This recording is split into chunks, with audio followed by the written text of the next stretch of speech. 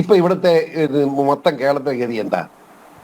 ഇവനൊക്കെ എന്തെല്ലാം കിടന്ന് ചാടിയാലും ഒരു രക്ഷയില്ല. മിനിമം 6 സീറ്റ് BJP ജയിക്കാൻ പാർലമെന്റ് എഴുതി കിട്ടും. ഞാൻ ഇത്ര കാലം 3 പറഞ്ഞിരുന്നത്. ബഹുമാനപ്പെട്ട പ്രധാനമന്ത്രി നരേന്ദ്രമോദിജി ഒരു 3 വരയോടെ ഇവിടെ വന്നു കഴിഞ്ഞാൽ 6 സീറ്റ് ജയിക്കുന്ന ഞാൻ കാണിച്ചു തരാം. ഒരു സംശയം വേണ്ട. ഇവിടെ ഇന്ന് ഏറ്റവും വലിയ ആരോപണമായിട്ട് പറഞ്ഞിരുന്ന സീറ്റ് ഇലക്ഷൻ പ്രചരണം അല്ലിത്. ഇലക്ഷൻ പ്രചരണത്തിന് BJPയുടെ നടപടിക്രമം അവർക്ക് അറിയത്തില്ല. ഇത് CPM അല്ല, കോൺഗ്രസും അല്ല. BJPക്ക് ഒരു പാർലമെന്റ് ബോർഡൊക്കെ അവർ കൂടാൻ പോകുന്നുള്ളൂ. ജനുവരി 20-ാം തീയതിയോടുകൂടിയാണ് അവർ കൂടുന്നത്. സ്ഥാനാർത്ഥി ആരാൻ നിശ്ചയിക്കുന്നത്. തൃശ്ശൂർ വന്നൊരു സ്ഥാനാർത്ഥിക്ക് അങ്ങനെ വോട്ട് ചോദിക്കും. അവിടെ സ്ഥാനാർത്ഥി ആരാന്ന് BJP തീരുമാനിച്ചിട്ടില്ല. 20-ാം തീയതി 20-ാം തീയതിയോടുകൂടി കമ്മിറ്റി കൂടി സ്ഥാനാർത്ഥി നിശ്ചയിക്കും. അത് കഴിഞ്ഞ് മോദി വരുമ്പോൾ നരേന്ദ്രമോദി തന്നെ സ്ഥാനാർത്ഥി പ്രഖ്യാപിക്കും. നരേന്ദ്രമോദി തന്നെ വോട്ട് ചെയ്യാൻ പറയും. അതല്ല സ്ഥാനാർത്ഥിക്ക് വോട്ട് ചെയ്യാൻ പറയാൻ അവർക്ക് കഴിയില്ല. മറ്റു പാർട്ടികളിൽ നിന്ന് വ്യത്യസ്തമാണിത്. ഇത് മനസ്സിലാക്കാൻ നമ്മൾ കുറ്റം പറഞ്ഞിട്ട് കാര്യമുണ്ടോ? ഒരു കാര്യം ഞാൻ പറയാം, യാതൊരു സംശയം വേണ്ട. കേരളത്തിൽ പ്രത്യേകത LDF UDF 2 മുന്നണിയും ഒരുമിച്ച് കച്ചവടമാണ്. ഏതൊരു 2 മുന്നണിയും BJP അയ്യോ തൊടാൻ പാടില്ല, തൊട്ടാ പോക്കാന്നാ പറയുന്നത്. ഇപ്പൊ എന്ത് ചെയ്യാ? തൊട്ടാലിന്ന കുഴപ്പം?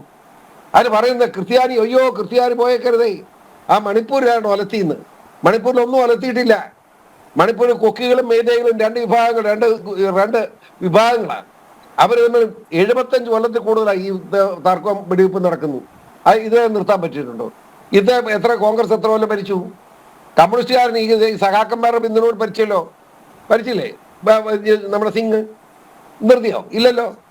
അവിടെ ഒരു 10 കൊല്ലം കൂടുമ്പോൾ ഒരു 100 ഇങ്ങനെ കൊല്ലും ഉള്ളതാ. ഇത് വംശീയ കലാപം അവിടുത്തെ. അത് ഒരു ഗവൺമെന്റ് കേന്ദ്ര മുഴുവൻ വിളിച്ചു ഒന്നാം നടക്കും. ഈ കേന്ദ്ര ഗവൺമെന്റ് ഇടപെടാത്ത തന്നെ സംസ്ഥാന ഗവൺമെന്റ് എന്താന്ന് വെച്ചാൽ എല്ലാവരും കൊല്ലാനും പറ്റുമോ? അവിടെ ഇത് കത്തോലിക്ക സഭയോ ക്രിസ്ത്യൻ സഭയോ അല്ലെന്നും ഇതിനകത്ത് ക്രിസ്ത്യാനി മൈദയിലും കുക്കിയിലുള്ള ക്രിസ്ത്യാനികളാണെന്നും ബോംബെ ആർച്ച് ബിഷപ്പ് പരസ്യമായിട്ട് പ്രസംഗിച്ചിട്ടുണ്ട്.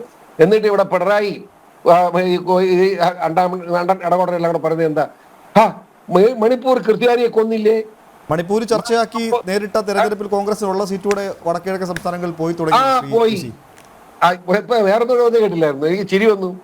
എന്നാ വേറൊരു കാര്യം ഈ പറയാത്ത, അവിടെ കാശ്മീരിൽ 60 കൊല്ലമായി പൂട്ടിക്കിടന്ന ഒരു പള്ളിയുണ്ട്, അറിയാവോ? 60 കൊല്ലമായി പൂട്ടിക്കിടന്ന ക്രൈസ്തവ ദേവാലയം. ഒരച്ഛൻ പേടിച്ച ഒരു വീടുണ്ട്. ആ വീടിനകത്ത് ഒളിച്ച് കുർബാന ചെല്ലുമായിരുന്നു. ഈ അടുത്ത കാലത്ത് മോദിയുടെ നേതൃത്വത്തിലല്ല, ഇന്ത്യൻ പ്രധാനമന്ത്രിയല്ലേ സഹായിച്ചത്. ആ പള്ളി തുറപ്പിച്ചെന്ന് മാത്രമല്ല, അവിടെ എല്ലാ ഞായറാഴ്ചയും 3 കുർബാന, എല്ലാ ദിവസവും കുർബാന നടക്കുക. ഇതറിഞ്ഞില്ലേ സഹാക്കന്മാരും? ഈ സഹാക്കന്മാർ പള്ളിയിൽ പോകുന്നവർ അമ്പലത്തിൽ പോകുന്നവരില്ലല്ലോ. അവന്മാർ കമ്മ്യൂണിസ്റ്റുകാർ ദൈവവിശ്വാസം പാടില്ലെന്നാണല്ലോ പിണറായി പഠിപ്പിക്കുന്നത്.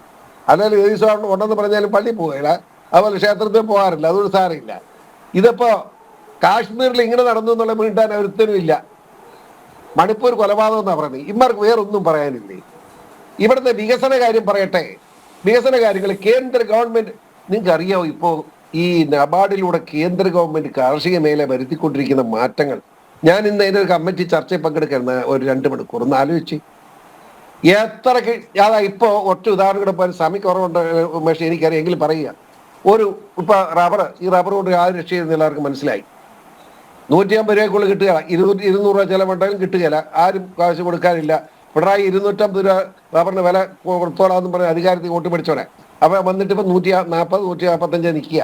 എന്ത് പാട്ടെ, ഞാൻ അതിനൊന്നും കുറ്റം പറയുന്നില്ല. പക്ഷേ അതിന് വോട്ട് പഠിച്ച് കിടക്കുന്നവന്മാരുണ്ട്. അവരെ പറ്റി അതിന് പ്രകടനം നടത്തുന്നവരുണ്ട്. ഞാൻ പറയുന്നില്ല, രാഷ്ട്രീയം ആക്കട്ടെ, അതുകൊണ്ട് പറയുന്നില്ല. പക്ഷെ വേറെ കാര്യമാണ്, ഇവിടെ കൃഷിക്കാരൻ്റെതായ ചെറിയ കമ്മിറ്റികൾ ഉണ്ടാക്കിക്കൊണ്ട് അവൻ തന്നെ ഉൽപ്പാദിപ്പിക്കുന്ന ഉൽപ്പന്നങ്ങൾ അവൻ തന്നെ സംസ്കരിക്കാനും അവൻ സംസ്കരിക്കുന്നതിനെ പ്രിസർവ് ചെയ്യാനും അതിന് മാക്സിമം വിലയ്ക്ക് വിൽക്കാനും കഴിയുന്ന സാഹചര്യം സൃഷ്ടിക്കാൻ ഉള്ള ഒരു വലിയ മൂവ്മെന്റ് കേന്ദ്ര ഗവൺമെന്റ് പ്രഖ്യാപിച്ചിരിക്കുക. ഞാൻ എൻ്റെ പൂഞ്ഞാർ നിയോജകമണ്ഡലത്തിൽ ഈ മേഖല മുഴുവൻ കൃഷിക്കാരെ പങ്കെടുപ്പിച്ചുകൊണ്ട് മുഴുവൻ കൃഷിക്കാരനെ വകയാക്കി ഇവിടെ റംബുട്ടാൻ ഇപ്പം 100 രൂപ 125 രൂപയാണ്.